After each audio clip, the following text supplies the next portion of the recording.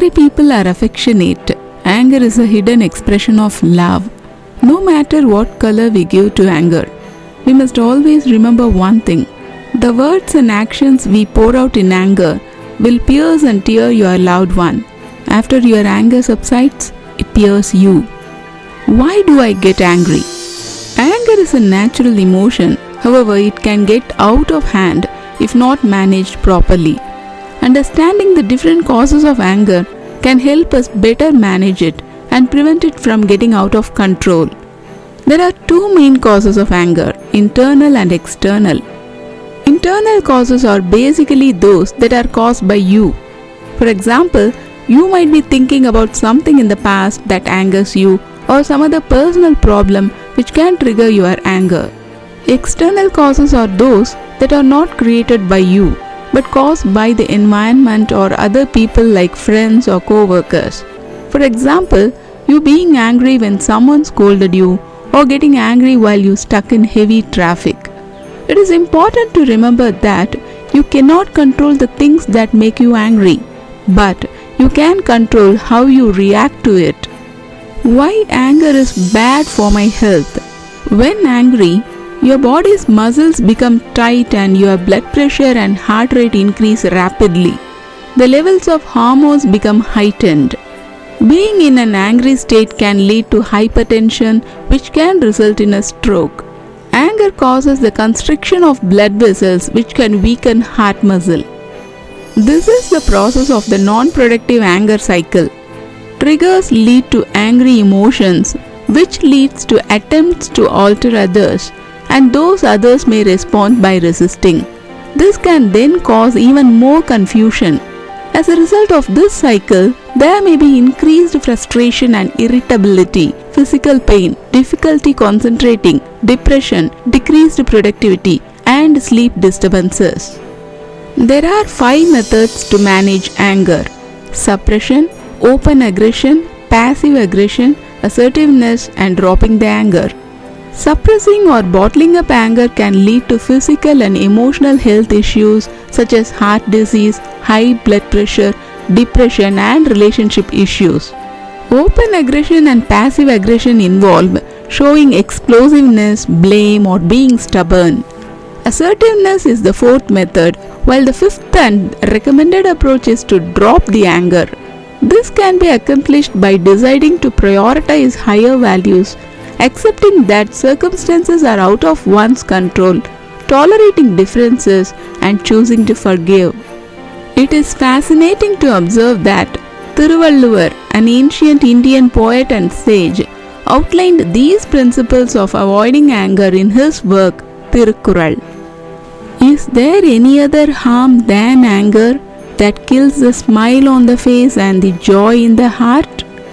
If a man would protect himself, let him protect against anger. If he does not, anger will kill him.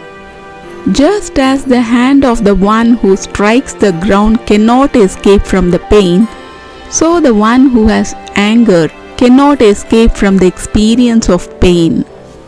Though one commit things against you as painful as if a bundle of fire had been thrust upon you, it will be well to refrain, if possible, from anger.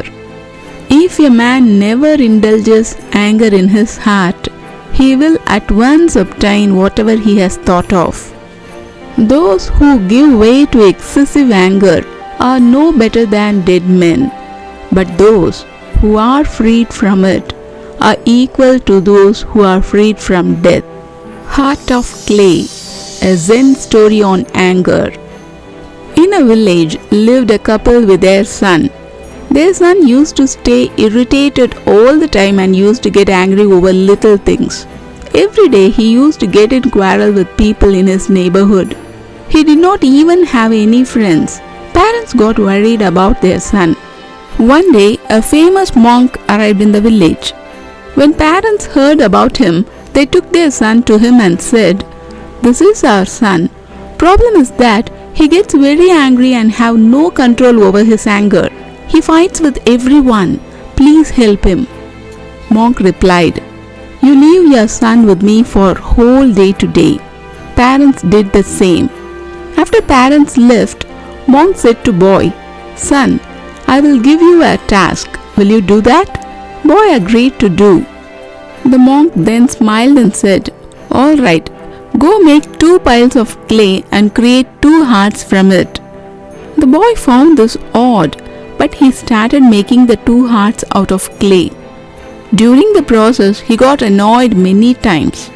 He started thinking, "I came here to overcome my tendency to get angry. Yet this monk is making me to do such work." Yet he still kept on working and molded 2 clay hearts. He brought the hearts to the monk and said, "Here are 2 clay hearts. Now tell me the solution for the problem I came here for." The monk replied, "I know very well why you are here. First finish this task for me, then I will do something about your anger." The boy asked, "All right, what do I do now?" "Take one of these clay hearts and go to the potter and ask him to heat it up in the furnace and bring it back," the monk stated. The boy did as he was told and returned. The monk told him, "Now color this heart with whatever you want." The boy painted that heart red, and after he applied the color, it appeared very beautiful. Seeing the heart he had created from his work that day, the boy was very happy and thought, "I will take it home and display it in my room." The boy happily went to the monk and showed off his newly decorated heart. "Look how lovely it has turned out," he exclaimed. "Yes, it looks so beautiful. You have worked so hard on it, but now you must hit it with a hammer." Saying this, monk handed a hammer in boy's hand.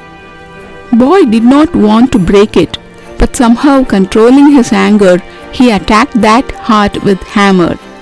Heart was broke. Boy felt very sad. He sadly said to monk, "My whole day's hard work is wasted."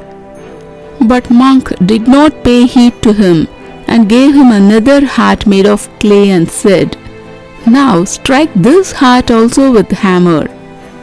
Boy did the same, but with the blow of the hammer, mark of a hammer emerged on that heart, but that blow did not break heart.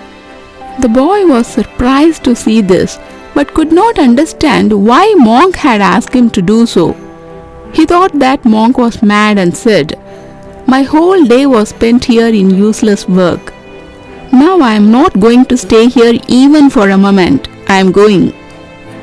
The monk stopped the boy and said, "Before you go, try to understand the significance of what you did." The boy then stopped and the monk started to explain. "Son, the heart of clay that you have been working on is a representation of the real heart. Just like the heart of clay is heated in the fire, your heart gets heated in the flames of anger. You may think that this way you will be able to face the world firmly, but it is not so. Your hardened heart will not be able to withstand even one strike of life's hammer and will break. In this case, you will not be able to fix it. To be able to cope with the pain and suffering of life, you must soften your heart. This way, when any sorrow comes, it will make an impact on your heart for some time, but it will not break. Instead, it will get better in a few days. Anger does more damage to you than it does to others. So stop being angry. Fill your heart with love and forgiveness and make it humble." The boy understood and promised the monk that he would drop anger and improve his behavior.